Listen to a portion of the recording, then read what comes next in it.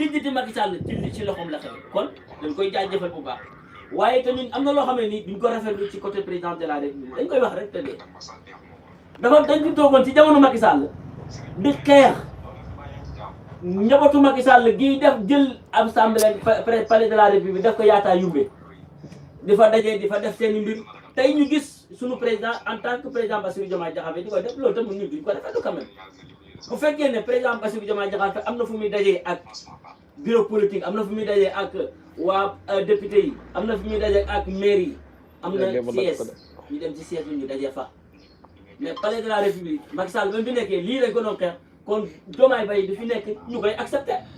c'est inadmissible duñ ko accepté dañ ko xeex ci Macky Sall dañ koy xeex ci Diomaye accepté wuñu ay patriote ay Pastef wala boog député Pastef wala boog mairie Pastef dem biir assemblée nationale dem biir palais de la République ne dañ fay organiser ndëgu ana seen siège ba Macky Sall dañ ko doon xeex ci Macky Sall ba fi mbëri demee biir palais de la République nekk foofu di gundaandaat di fecc di caaxaan dañ ko doon kaas ci Macky Sall kon bu ñu gisee le contraire lañ doon xeex ci Macky Sall muy répété wu dañ koy kaas kon accepté wuñu d'accord wuñu ci gars yi dem palais dafa ndëgu wala nangam na am ngeen siège dem leen seen siège bi wala ngeen dajee quelque part benn hôtel def seen i ndëgu kooku yël la mais en tout cas rafetlu wuñu ko bi may ñëw tëjee ko ci Bassirou ki nga xam ne moo di Barthélémy Dias waa ji man dama yaakaar ne dafa am problème muy Barthélémy Dias ndax fan yi yëpp mu ngi ci àll bi di wër tey sénégalais yi koo ci laajoon fan la Barthélémy Dias da lay jàpp sax mu nga Europe ndeke Barthélémy Dias mu ngi ci mbeddi Sénégal yi taxawaalu ci dëkk àll yi fu ne taxawaalu na fa fu mu dem mënu faa dajale juróomi nit fu mu dem mënu faa dajale juróomi nit ba dem na ba xam ne sénégalais yi xamuñ ne sax man maa ngi tourné bu bëgg a ñëw def benn conférence de presse pour wan sénégalais leen man dama nekk ci li nga xamante ni maa ngi def tournée conférence de presse bu mu dem barki dem ba Ndiaye dafay wan sénégalais yi ne man maa ngi ci réew mi di tournée léegi loolu lu mu ci jublu mooy état bu Sénégal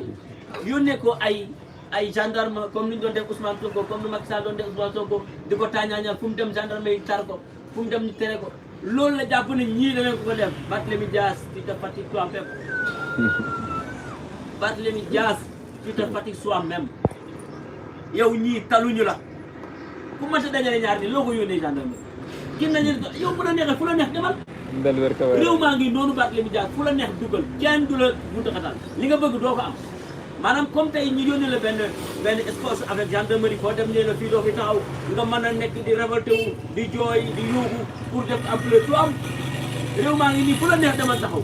fu la neex Waalo ngi nii Saalum a ngi nii Bawol a ngi nii Kajoor a ngi nii Barthélémy Dias fu la neex demal nga daje gi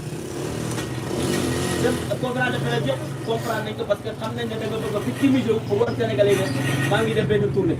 comme genre ne mekk tournée Ousmane Sonko doon def ci loolu nga nekk parce que une semaine a ngi nii voire un mois yaa ngi koy def kenn lijjantiwul la kenn suivre la télé yi waxtaanewul la rajo yi waxtaanewul la nga bëgg a ñëw def conférence de presse pour yëgal Sénégalais ne maa ngi def marche maa ngi def tournée yow ak sa tournée yéen a yem beneen bi nga ñëw ne gouvernement yambar ku ne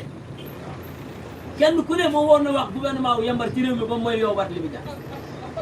yow Barthélémy Dias yow ku ne mënoon a wax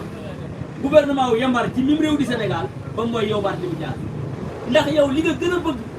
ci gouvernement li nga bëgg a gën a bëgg moom la ñuy xëy kon kay duñ yambar buñ nekkee yambar rek duñ yambar si sa côté yow ndax ñii ñoo la fekk mairie Dakar déjjati la mairie Dakar mu métti la lool fu ne yaa ngi fay def recours bi ne dugal ko ci dara ñii ñoo la fekk assemblée nationale nga nekk député ñu déjjati la assemblée nationale ñooñu yambar la ñi nga yambar na def lu bu fekkee yambar la day feeñu ci yow ku ne war a taxaw wax Diomaye wala wax Ousmane Sonko dafa yambar waaye yow xam nga bi nga nekkee maire Dakar Ousmane Sonko moo la ko jot bi nga jógee maire Dakar ñoo la fa jëlee encore kon ñoo la fa dugaloon ñoo la fa jëlee est-ce que ñooñu ay yambar la yambar bi kay mooy kuy wër di victimiser wu yambar bi kay mooy kuy wër di yëgle ne maa ngi def nangam bëgg Sénégal yëg ne yaa ngi def nangam kooku mooy yambar yambar mooy taxaw di saaga sa moromu góor guddeeg bëccëg yambar mooy taxaw di sosal sa moromu góor guddeeg bëccëg yambar mooy taxaw di manipuler askanu Sénégal guddeeg bëccëg mooy Barthélémy Dias yow ba dëkk bi ñu ñëw fi wax ba léegi góor jigéen nga def sa conférence de presse ba jeex Barthélémy Dias waxoo ci góor jigéen lu xam waxoo ci conférence bi jeex dégguñu Barthélémy Dias fenn fu mu waxee ci li nga xam ne ni moom la mbiri góor jigéen te mbiri góor jigéen yaa ngi lëmbee réew